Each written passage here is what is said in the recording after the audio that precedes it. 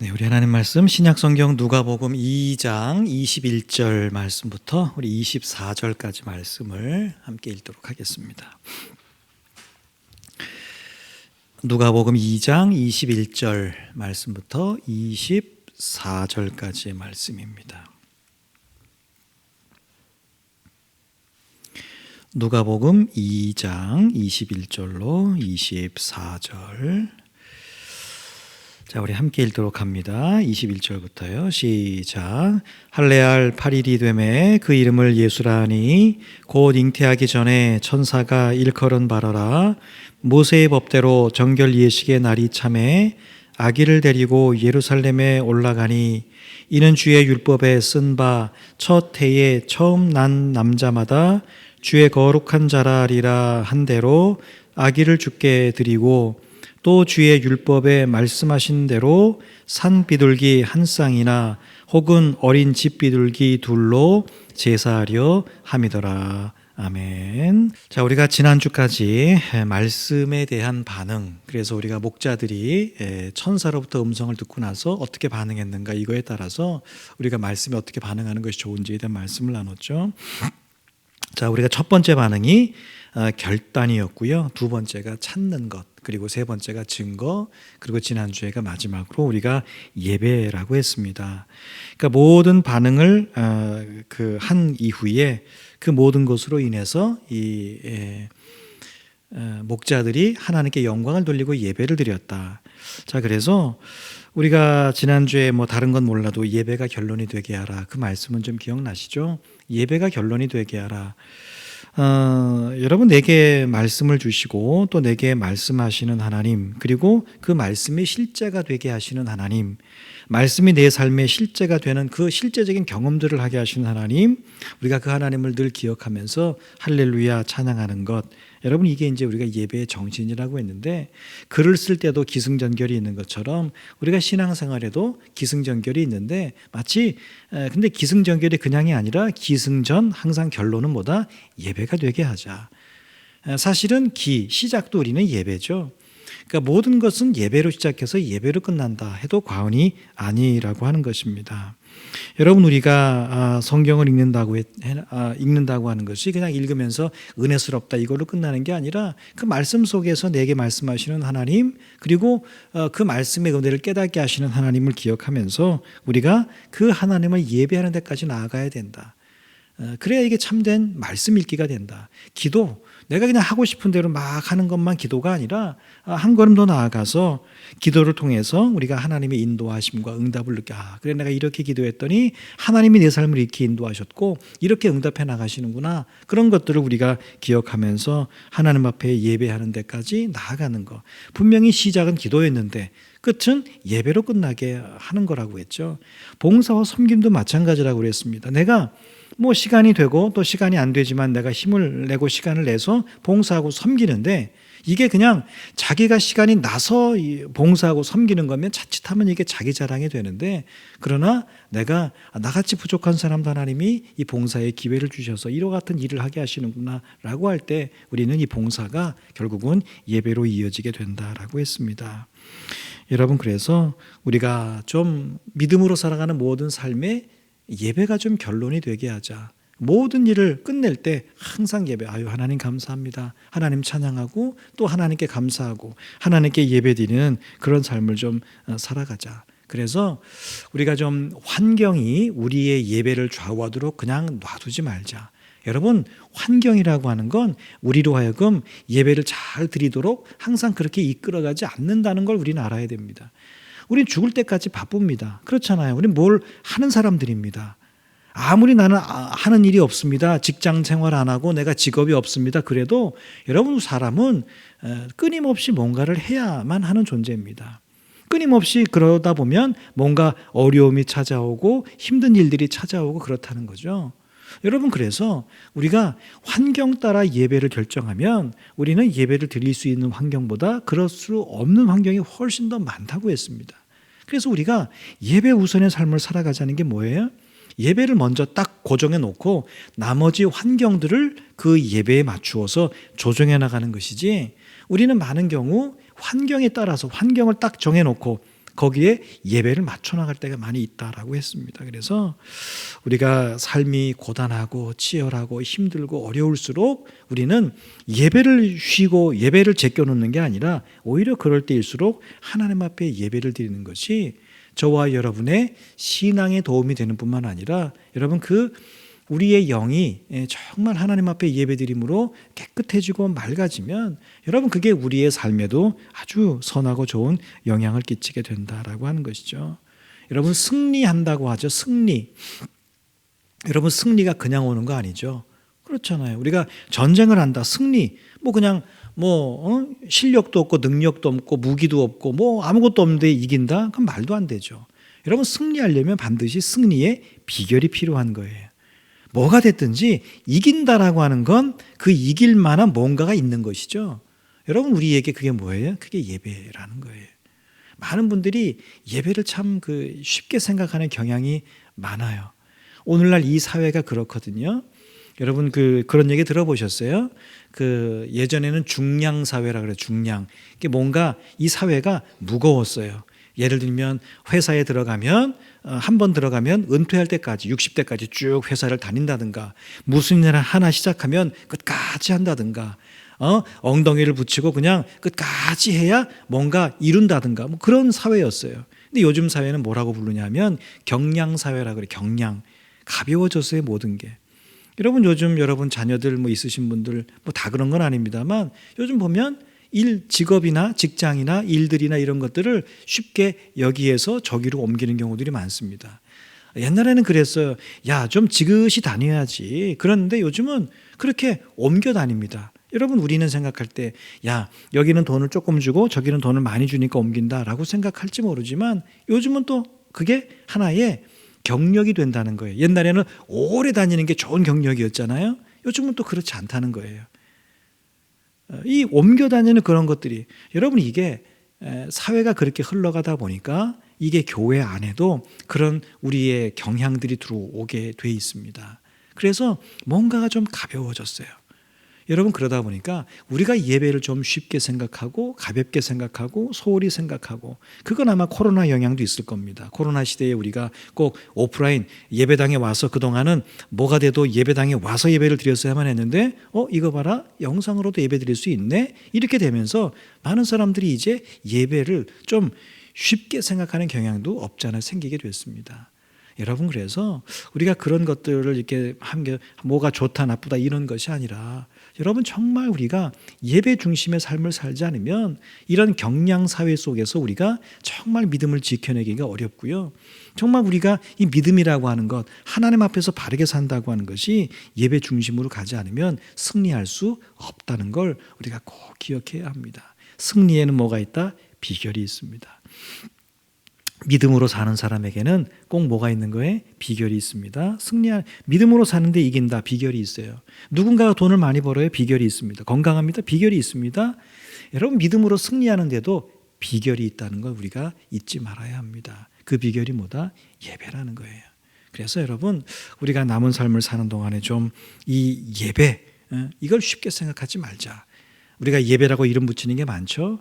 대표적인 공예배, 주일 예배, 수요 기도회뿐만 아니라 여러분이 구역 예배를 드리든 개인의 예배를 드리든 가정 예배를 드리든 여러분이 그 예배라고 하는 이름이 붙여졌다면 여러분 그것들을 소중히 여기고 간직하고 규칙적으로 또 정기적으로 또 주일이라면 주일 성수하면서 그렇게 예배를 드릴 때 우리가 우리의 주어진 삶이나 또 믿음에서 승리하는 삶을 살게 된다. 자, 그래서 여러분 지난주까지 우리가 나눈 목자들이 천사의 하나님께서 천사를 통해서 주시는 목자들에게 주신 말씀에 이 목자들이 어떻게 반응했는가라고 하는 걸 기억하면서 우리도 말씀을 받을 때마다 들을 때마다 읽을 때마다 그와 같은 반응들을 잘 보이면서 살아가자고 했습니다. 결단, 찾음, 증거, 예배.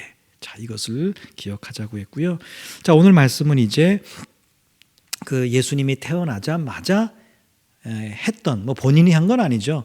부모에 의해서 이끌려서 되어졌던 그런 일입니다.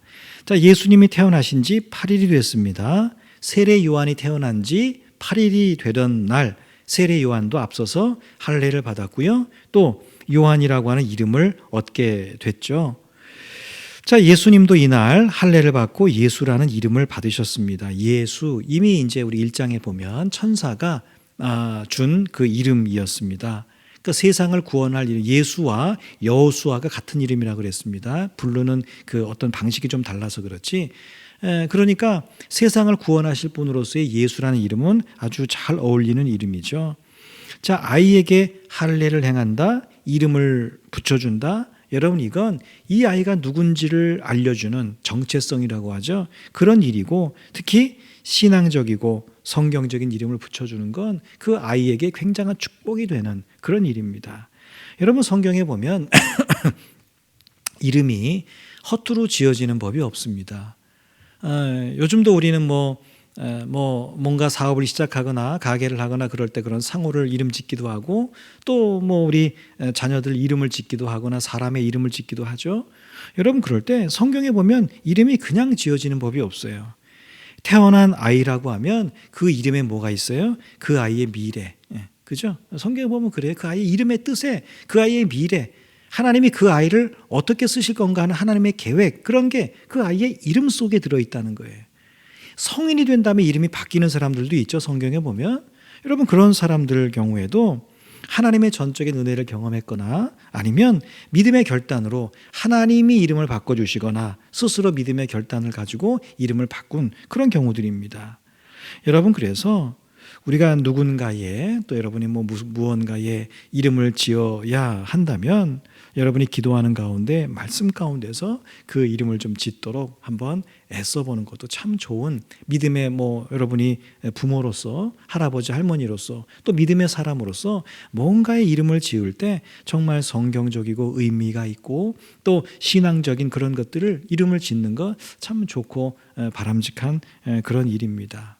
자, 오늘 할례, 정결 예식 이런 것들이 나오죠. 우리에겐 익숙하지 않아요. 그런데 성경에 보면 유대인이라면 누구나 하는 그런 두 가지의 예식이었습니다. 남자라면 하는 거였는데, 자, 할례와 그리고 정결 예식 사이에 33일의 시간이 흘렀다. 아니, 오늘 말씀에 그런 내용이 나와 있지 않은데 라고 하면 이제 구약으로 가면 그 날짜를 우리가 계산할 수 있습니다.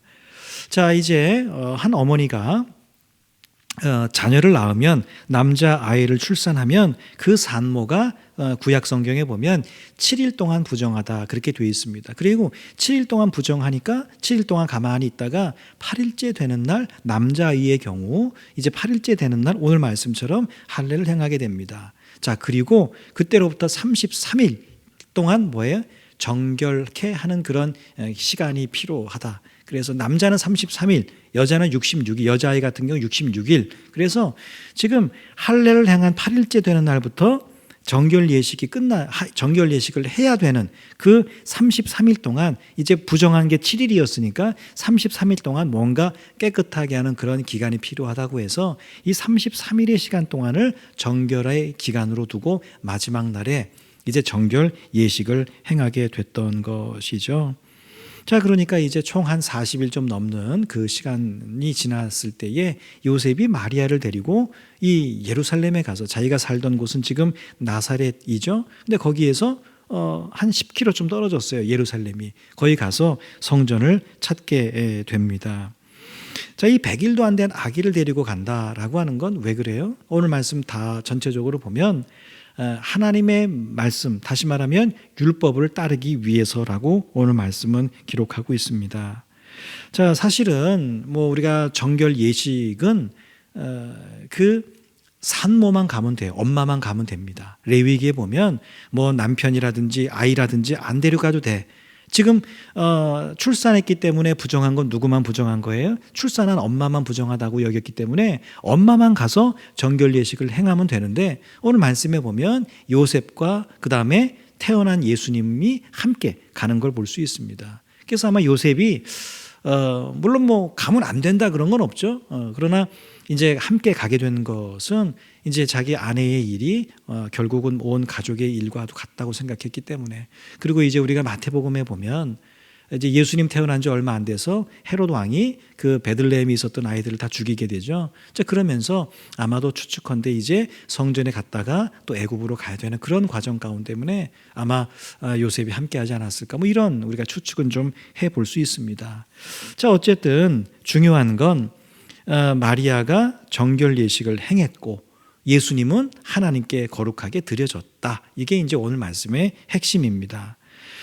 여러분, 출애굽 시기의 첫 유월절이죠. 우리가 저기 출애굽기로 넘어가 보면 출애굽 때에 그 열재앙을 통해서 이스라엘 백성들이 애굽에서 나오게 되죠. 자, 그럴 때 마지막 재앙에서 하나님이 애굽의 첫째 난 장자들은 다 죽이셨어요. 그런데 이스라엘의 장자들은 살리셨죠. 그래서 하나님이 그때 뭐라고 하셨죠? 장자를 다 나에게 거룩하게 드려라. 그래서 죽이라는 의미가 아니라 거룩하게 바치라. 장자는 내 것이다. 하나님의 것이다. 이렇게 표현을 하고 있습니다. 자, 그래서 그 이후에는 어떻게 돼요? 민수기에 가보면 이제 그 일들을, 하나님께 드려지는 그런 일들을 레위 지파가 대신하게 됩니다.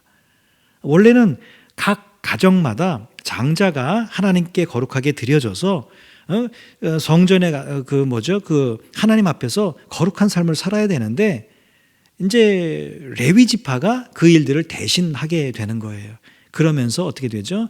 각 장자가 해야 될 일들을 레위 지파가 대신하면서 속전이라고 해서 장자가 해야 될 일을 대신하니까 속전, 거기 보면 5세겔이라고 돼 있어요. 각 가정에서는 장자 대신 5세겔을 성전에 바치도록 그렇게 해서 이제는 장자가 가서 일하는 게 아니라 레위 사람들이 그 일을 대신하고, 그 대신 장자가 있는 가정에서는 속전, 이 5세겔 돈을 내서 그 일들을 대신하게 한 것을 볼 수 있습니다. 자, 여러분, 요셉과 그 가족이 오늘 이렇게 가게 되는 것, 사실 뭐 아기나 뭐 요셉이 갈 필요가 없었다고 했죠. 근데 이렇게 갔다, 마리아가 가서 정결 예식을 행했다. 자, 그런데 요셉 가족이 오늘 가가지고 성전에서 산비둘기 한 쌍, 뭐 어린 집비둘기 둘로 제사했다, 뭐 이렇게 했다라고 하는 건데, 원래는 양을 드려야 되죠. 근데 양은 굉장히 비싸잖아요. 가난한 사람은 양을 드릴 수가 없어. 그럴 경우에는 비둘기를 드릴 수 있도록 그렇게 허락이 됐던 것이죠. 그러니까 이제 요셉 가정의 형편이 그리 넉넉하지 않았던 것을 우리가 좀 알 수 있습니다.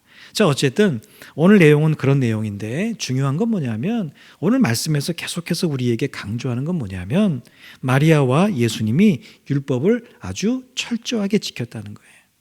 오늘 말씀에 보면 자주 나옵니다. 할례할 8일이 되매 모세의 법대로 정결 예식의 날이 참에 주의 율법에 쓴 바, 주의 율법에 말씀하신 대로, 몇 절 안 되는데 이런 말씀들이 계속해서 반복되어 나와요. 그러니까 하나님의 말씀대로 이걸 했다, 말씀대로 이걸 했다, 말씀대로 이걸 했다, 그걸 계속해서 강조하고 있습니다. 뭐예요? 태어나신 예수님이 이미 있었던 구약의 율법을 잘 지켰다라고 하는 거죠.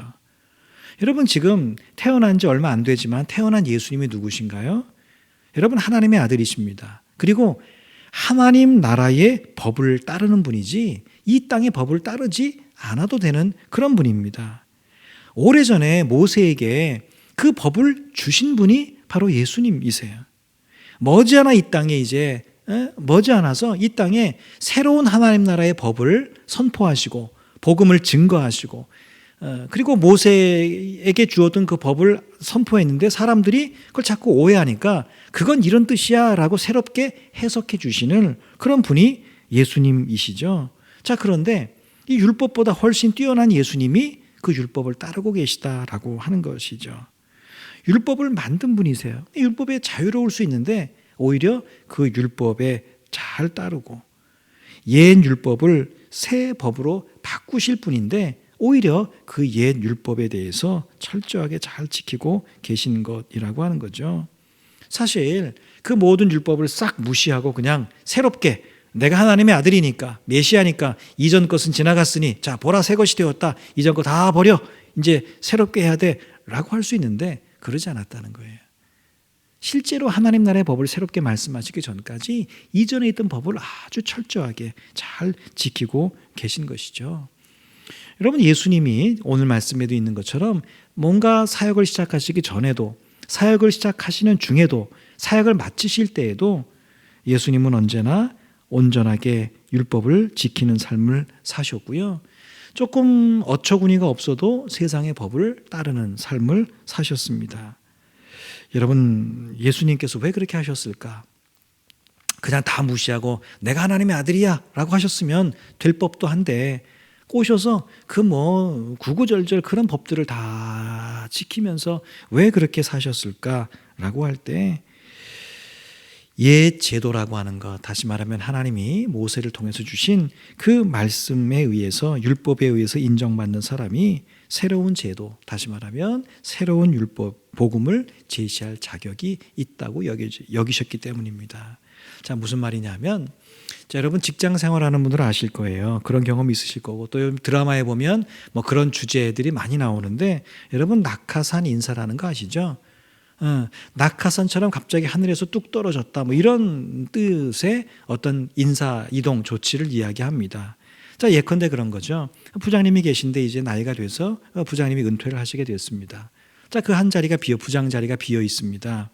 그 직원들, 그 부서 직원들은 모두가 다 그동안 그 부장님 옆에서 부장님을 잘 보좌하고 또 그 부서를 잘 이렇게 이끌어 나갔던 바로 밑에 있던 차장님이 그동안 경력도 있고 실력도 있고 많이 그동안 수고하고 애썼으니까 당연히 그 차장님이 이제 부장으로 진급하시겠구나 라고 생각을 했습니다. 자, 그런데 인사발령이 딱 났는데 보니까 전혀 듣도 보도 못한 사람이 이름이 거기에 딱 있는 겁니다. 알고 보니까 그 사람이 사장님의 아는 사람이라든지 친척이든 이런 사람입니다.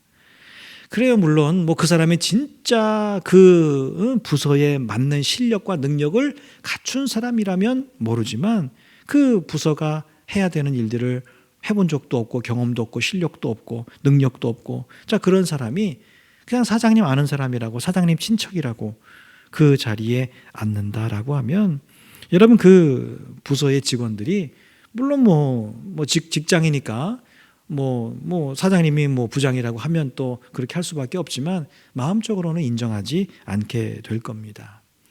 나는 교통법규를 밥 먹듯이 여기면서 누군가가 신호를 딱 위반했을 때 이거 왜 신호 위반하냐고 여러분 그렇게 한다면 그 사람이 아이고 제가 잘못했습니다 이렇게 말하겠냐는 거예요. 당신이나 교통법규 좀 잘 지키라고 그렇게 말하지 않겠냐라고 하는 것이죠. 여러분, 이것이 믿음을 가진 우리가 직장이나 생업의 현장이나 또 일상생활 가운데 성실하게 살며 법을 잘 지키고 도덕적으로 윤리적으로 우리가 바르게 살아야 되는 이유입니다. 여러분, 사실 성실하게 사는 것이나 법을 잘 지키며 사는 것이나 또 도덕적으로 윤리적으로 바르게 사는 게 구원하고는 무관합니다. 상관이 없습니다. 왜 그렇죠? 자, 여러분, 성실하게 산다고 구원 받습니까? 아니죠. 아닙니다. 법을 잘 지킨다고 해서 법 없이 사는 사람이 있습니다. 여러분, 그런 사람이 구원 받을까요? 못 받을까요? 받지 못합니다. 어떤 사람이 도덕적으로 윤리적으로 너무 깨끗하고 바르게 살아요. 여러분, 그 사람이 구원 받습니까? 못 받습니까? 구원 받지 못합니다. 왜 그렇습니까, 여러분?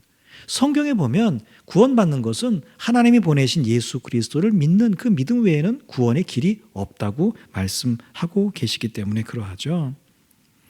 여러분, 그래서 이걸 조금 지나치게 말하면 예수 그리스도를 구주로 믿는 믿음이 있으면 그만이지, 사실은 생활 속에서 내가 불성실하게 살든 법을 안 지키며 살든 도덕적으로 윤리적으로 형편없이 살든 여러분 이미 얻은 구원을 어떻게 할 수 있는 건 아닙니다. 그게 뭘 바꿀 수 있는 건 아니라는 거예요.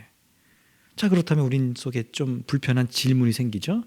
그러면 구원받은 우리는 함부로 막 살아도 되는가? 이미 구원을 얻었잖아요. 내가 예수님 딱 그건 난 변하지 않아. 나 예수님 믿는 믿음은 내가 꽉 붙잡고 있어요. 그러면 난 이미 구원을 받은 거거든요. 그러면 내가 함부로 막 살아도 되는가? 여러분 또 그 대답 가운데 그건 아닌 것 같은데 이런 생각이 좀 드실 겁니다. 구원이 중요하니까 구원과 상관없는 것, 그런 것들은 그냥 아무렇게나 해도 되고 아무렇게 해도 살아야 되는가? 여러분, 대다수의 분들이 구원과 상관이 없지만 그럼에도 불구하고 그렇게 살면 안 된다고 생각하실 거예요. 근데 여러분, 중요한 건 왜 그렇게 생각하느냐가 중요합니다. 분명히 말씀드렸어요. 뭐 법을 잘 지키면 사는 거, 뭐 바르게 사는 거, 성실하게 사는 거, 이게 구원하고 그런다고 구원받는 거 아니거든요. 그러면 세상에 착한 사람, 뭐 법 없이 사는 사람 다 구원받아야죠. 그런 거 아닙니다. 성경은 그렇게 말씀하고 있지 않아요. 세상 사람들은 가끔 그런 얘기 하죠. 아유, 저렇게 법 없이도 사는 사람이 있는데 저런 사람이 천국 못 가면 누가 천국 가나, 그런 얘기 하지만 최소한 성경을 아는 우리 믿음을 가진 사람들은 그게 아니라는 걸 알아요. 아무리 착해도, 아무리 성실해도, 아무리 도덕적, 윤리적으로 깨끗하게 살아도 그게 구원하고는 상관없어요. 그러면 우리는 구원받았다고 함부로 막 살아도 되느냐? 당연히 그렇지 않죠. 근데 여러분, 그 이유를 우리가 알아야 된다는 거예요. 두 가지 이유가 있는데, 첫 번째는 뭐죠? 구원받은 자라고 하는 것은 이미 구원에 합당한 삶을 살아야 하기 때문에 그렇습니다. 구원받은 자는 구원받았으니 끝, 이제 해방이다, 내가 하고 싶은 대로 해도 된다, 이제 나는 마치 시험처럼 말이죠, 난 시험 통과했으니까 다시 시험 떨어질 일은 없다, 자유다, 이렇게 사는 게 아니라, 구원받은 사람은 그 이후에 구원에 합당한 삶을 살아가야 되기 때문에 그러하다는 겁니다. 여러분, 제대로 돈 번 사람은요, 절대로 허투루 돈 쓰지 않습니다. 졸부처럼 행하지 않습니다. 자기가 땀을 흘리고 노력하고 수고해서 돈을 잘 이렇게 해서 번 사람은 돈 허투루 쓰지 않아요. 자기 실력을 쌓아서 시험에 합격하고 어떤 일을 하는 사람이요, 여러분, 결국 교만하지 않습니다. 부지런히 공부한 사람은 그렇게 배운 지식으로 세상과 사람들을 살리는 데 사용하지, 자기 자랑하는 데 그 지식을 사용하지 않습니다. 여러분, 예수 그리스도의 십자가 은혜를 아는 사람, 하나님의 은혜를 진짜 하나님의 은혜로 진짜 이 구원을 경험한 사람, 구원받은 사람은 여러분, 실제로 주어진 삶을 허투루 살 수가 없어요. 제가 극단적인 예를 들어서 그렇지, 실제로 정말 구원받은 사람은 인생을 함부로 살 수가 없어요. 살고 싶어도 그렇게 살지 못해요. 여러분, 그 말을 좀 바꿔 말하면, 함부로 사는 사람은 이게 진짜 구원받은 사람인지 조금 생각해 봐야 합니다. 왜? 구원받은 사람은 그 삶을 그렇게 살 수가 없어요. 살고 싶어도 그렇게 살아지지가 않는 거예요. 하나님의 은혜를 받은 사람이, 하나님의 은혜 가운데 구원받은 사람이 뭐 구원을 받았는데 이거는 이렇게 그렇게 될 수가 없어요. 성경에 보면 그런 삶은 살 수가 없습니다. 그렇게 되지가 않아요. 그게 따로따로 뭐 믿음 따로 우리의 주어진 삶이 따로 가는 게 아닙니다. 여러분, 그래서 우리가 정말 구원받은 사람은 하나님의 말씀뿐만 아니라 세상의 법과 질서를 잘 따른다라고 하는 것이죠. 세상과 사람들을 위해서 자기를 희생하지, 자기를 위해서 사람과 다른 사람들을, 세상을 희생하도록 강요하지 않는다라고 하는 거예요. 여러분, 그 믿음을 가진 참 많은 사람들이 왜 지난 2000년 교회 기독교 역사 가운데서 왜 그런 고난과 핍박을 많이 받았습니까? 왜 순교했어요? 여러분, 그 사람들이 정말 자기가 받은 은혜, 그리고 능력, 이런 걸 가지고 얼마든지 세상의 정권이라든지 세상의 권력이라든지 어떤 것 앞에 반대하고 이렇게 공격하고 그럴 수 있었다고요. 그런데 그러지 않았어요. 왜? 구원받은 자는 그렇게 살면 안 되는구나. 세상의 법이, 권세가 비록 부조리하다 할지라도 내가 힘을 써서, 폭력을 써서 저거를 반대하고 반항하고 이렇게 하면 안 되겠구나. 그래서 참 많은 사람들이, 물론 안 그런 사람도 있지만 많은 이들이 숱한 어려움 가운데서 고난과 순교를 마다하지 않았다는 거예요. 여러분, 왜 그랬을까? 그분들이 구원에 합당한 삶을 살기 위해서죠. 그러니까 세상의 가치를 보면 어리석죠. 아니, 저럴 때는 군뱅이도 밟으면 꿈틀 한다고 하는, 지렁이도 꿈틀 한다고 하는데, 저럴 때 좀 반항도 하고 말이지, 좀 반대도 하고 말이지, 좀 이렇게 해야지 라고 할지 모르지만, 여러분, 성경에 보면 그렇지 않아요. 여러분, 구원받은 사람은 뭐예요? 반드시는 뭐라고 그랬죠? 100% 구원에 합당한 삶을 살게 돼 있어요. 자, 두 번째 이유가 뭐냐면, 우리가 예수님의 본을 따라서 복음을 증거해야 하는 사람이기 때문에 그렇습니다. 여러분, 전도자 바울이 왜 자비랑 선교를 했을까 생각해 보셨어요? 아니, 그 시대, 오늘도 마찬가지지만, 오늘도 우리가 선교사님들을 물질적으로 기도로 많이 돕지만, 그 시대에도 순회 전도자들은 당연히 어디를 가든지 먹고 또 혹은 자고 할 수, 그런 것들을 대접받을 권리가 있었는데도 불구하고 이 바울은 자비량, 자기 돈, 자기가 밤에 일하고 낮에 전도하고, 밤에 일하고 돈 벌어서 또 낮에 전도, 그런 일을 했다는 거죠. 여러분, 왜 그랬을까요? 죽을 고생을 하면서도 자기의 권리를 주장하거나 로마 시민권, 그 시대에는 엄청난 거였는데 여러분, 그거를 사용하지 않았을까? 그는 어떻게든지 복음을 전해야 되는 사람이었기 때문에 그러합니다. 그래서 자기의 어떤 모습이 빌미가 돼서 혹시라도 복음 전파에 방해가 되지 않을까 늘 마음을 썼던 사람입니다. 그래서 본인의 표현대로 유대인들에게는 유대인처럼, 이방인에게는 자기가 유대인인데도 이방인처럼 그렇게 대했다라는 거예요. 사람들이 볼 때는 야, 너무 저거 우유부단한 거 아니야? 그랬는데 바울에게는 오직 딱 한 가지예요. 내가 유대인이냐 이방, 그게 중요한 게 아니라 유대인이든 이방인이든 이 사람이 복음을 들으면 된다는 거예요. 그게 있었기 때문에 다른 것들이 빌미가 돼서 복음 전하는데 방해가 되게 하지 않도록 그렇게 참 애를 썼던 그런 사람입니다. 여러분, 만약 예수님께서 할례도 받지 않으시고 정결례식도 행하지 않으시고 모든 율법을 무시하면서 복음을 전했다고 한번 해보세요.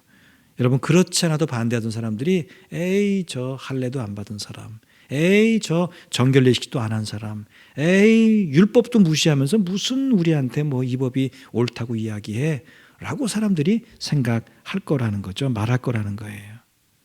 그게 무슨 말인가요? 의도치 않게 예수님을 오해하고 복음이 증거되는데 방해를 받았을 거라고 하는 거죠. 그래서 그런 것에 빌미를 주지 않기 위해서 예수님은 태어나자마자부터 철저하게 그 누구도 뭐라고 말할 수 없게끔 철저하게 율법에 따라서 어린 시절을 보내신 것을 볼 수 있습니다. 가끔 늦은 나이에 직장을 그만두거나 은퇴한 이후에 내가 이제 목회자가 되어볼까, 아니면 선교사 나가볼까, 이렇게 생각하시는 분들이 있습니다. 좋은 일이죠. 남은 삶을 동안 그래도 내가 이제는 인생의 마무리를 그런 것으로 하겠다. 굉장히 좋은 귀한 생각입니다. 자, 그런데 그런 생각을 실행에 옮기기 위해서 40대 후반에, 50대에, 60대에 그런 일들을 자기 실행에 옮기기 위해서 자기에게 지금 주어진 직장 생활을 불성실하게 하는 분들이 있습니다. 그거 준비하기 위해서 말이죠. 여러분, 그러면 안 됩니다. 지금은 내가 직장에서 불성실하고 나중에 목회자가 되면 성실하게 목회하겠다. 여러분, 그렇게 말한다면 지금 내게 주어진 직장에서 성실하게 모든 일들을 해내므로 주변 사람들의 인정을 받는 게 먼저고 우선이고 그게 더 좋은 거라고 하는 거예요. 여러분, 그게 나중에 목회자가 되더라도 정말 성실하게 그 일들을 감당할 수 있는 모습입니다. 여러분, 우리는 좋건 싫건 또 내가 원하건 원하지 않던 우리 모두에게는 삶의 울타리라는 게 있죠. 그죠? 다 있습니다. 뭐 그게 뭐 나 혼자 살든 둘이 살든 가족이 살든 이 가정이라고 하는 울타리도 있고, 구역이라고 하는 울타리도 있고, 직장 생활하시는 분들은 직장이라고 하는 울타리도 있고, 생업하시는 분들은 내 생업의 현장이라고 하는 울타리도 있고, 교회라고 하는 울타리도 있고. 여러분, 우리가 구원받았고 믿음이 있다면 우리가 주의 일을 할 때뿐만 아니라 먼저 그 울타리 안에서 맡겨진 일들을 성실하게 감당해야 합니다. 왜 그래야 되죠? 우리는 예수님과 같은 복음을 전하는 사람입니다. 말로든 또 우리의 행실로든 말씀을 전하는 사람들인데, 여러분, 그럴 때 우리 곁에 있는 사람들에게 빌미를 줄 이유가 없습니다. 그러면 안 됩니다. 에이, 뭐 지나 잘하지, 이런 말 들으면 안 된다고요. 우리는 자기나 법 잘 지키고 자기나 뭐 똑바로 하고 자기나 뭐 하고 그러지, 예수 믿으라는 소리 하지 말고 정말 너부터, 당신부터 똑바로 하라고 우리가 그런 빌미를 주면 안 된다는 거예요. 여러분, 우리가 그래 여러분, 믿음의 일이나 하나님의 일도 성실하게 감당할 수 있고, 여러분, 말이라고 하는 게 그렇죠. 행실이라고 하는 게 그래요. 내가 하면서 뭔가를 말할 때 그 말에 힘이 있잖아. 능력이 있잖아. 그죠? 근데 나는 안 하면서 하라고 하면 에이 뭐 자기는 안 하면서 뭐 나보러 하라 그래. 우리 다 그렇게 합니다. 나는 기도하지 않으면서 아이 좀 기도 좀 해라고 하면 에이 집사님이나 기도하시지. 이런 생각 안 하겠어요? 다 그렇게 한다는 거예요. 우리가 그런 빌미를 주면 안 된다는 거예요. 여러분 저와 여러분의 말에는 능력이 있어야 되고 저와 여러분의 삶에는 영향력이 있어야 된다는 거예요. 근데 그게 진짜 말에 능력이 있고 우리의 삶의 뭐 행동에 영향력이 있으려면 어때야 돼요? 우리가 먼저 하나님의 말씀에도 순종하고 세상에 주어진 여러 가지 법들과 이런 것들에도 성실하게 잘 그것들을 감당하는 모습들이 우리 안에 필요합니다. 늘 말씀드리지만 우리처럼 나와 너를 잘 아는 이런 작은 동네에서는 더더욱 그러하죠. 왜? 우린 서로 더 너무 잘 알아요. 저 사람이 어떤 사람인지, 어떻게 자라왔는지, 지금 어떤 모습으로 살고 있는지, 저 사람의 말은 어떤지, 저 사람의 생각은 어떤지, 저 사람의 행동은 어떤지 이런 걸 우리는 서로 너무 잘 알기 때문에 여러분 우리의 말과 행동이 곧 영향력이라는 걸 우리는 잊지 말아야 합니다. 에이 벌써 그러면 이게 복음은 능력이 있는데 그 복음을 전하는 내가 복음의 어떤 걸림돌이 될 수 있다는 걸 우리는 잊지 말아야 합니다. 예수님이 뭐 굳이 뭐 율법 안 지키면 뭐 큰일 납니까? 이미 깨끗한 분인데 왜 정결 예식을 행하세요? 그런 것들을 통해서 사람들의 할 말들을 다 막아놓고 그리고 나서 정말 복음을 전할 때 역시 예수님이구나 이렇게 되는 거죠. 여러분 오늘 우리가 좀 그런 삶을 살아야 되겠습니다. 우리가 하나님 앞에서 신실하게 사는 거 얼마나 중요합니까? 그러나 여러분 우리에게 주어진 삶의 울타리 안에서 여러분 인정받는 여러분 되시기를 바랍니다. 성실로 최선으로 그래 정말 직장생활 저 사람처럼 해야지. 일을 하려면 정말 저 사람처럼 저렇게 똑바로 해야지. 여러분 이런 소리를 우리가 들어야 우리가 하는 말에 힘이 있는 거예요. 자기도 못하면서 남한테 하라고 하면 여러분 그 말에 힘이 실리지가 않아요. 오늘 우리가 남은 삶 동안 좀 그런 삶을 살아야 되겠습니다. 일상에 주어진 삶뿐만 아니라 우리의 믿음의 삶 모든 내가 살아가고 있는 삶의 울타리 속에서 그래서 성실로 먹을거리를 삼는 성실이 기초가 되는 그런 삶을 살아서 우리가 하는 모든 삶의 모습들이 정말 복음의 본질과 아름다운 것들을 증거하는 그런 우리의 모습이 되어야 할 줄로 믿습니다. 남은 삶 중 그렇게 우리의 삶이 좀 누군가에 의해서 비춰질 때, 그죠? 누군가를 그냥 의식하며 산다는 게 아니라 누군가가 나를 볼 때, 참 그래 교회를 다니려면 참 저렇게 다녀야 되는구나. 교회 다니는 사람의 말은 저래야 되는구나. 믿음 있는 사람의 행동은 저런 거구나. 어쩌면 저 사람은 저렇게 믿음 생활뿐만 아니라 삶에 있어서도 저렇게 말하고 저렇게 행동할까. 여러분 이것이 우리가 하는 말과 행동에 큰 힘을 실어준다는 것. 여러분 그럴 때 우리가 한마디 던지는 복음의 말들이 여러분 그 사람들의 마음 가운데 왜 심겨지지 않겠어요? 자, 이걸 기억하면서 이제 우리가 남은 삶도 우리에게 주어진 삶에서 성실과 그리고 또 그 모든 것을 잘 감당해 나가는 여러분 되시기를 주의 이름으로 축복합니다.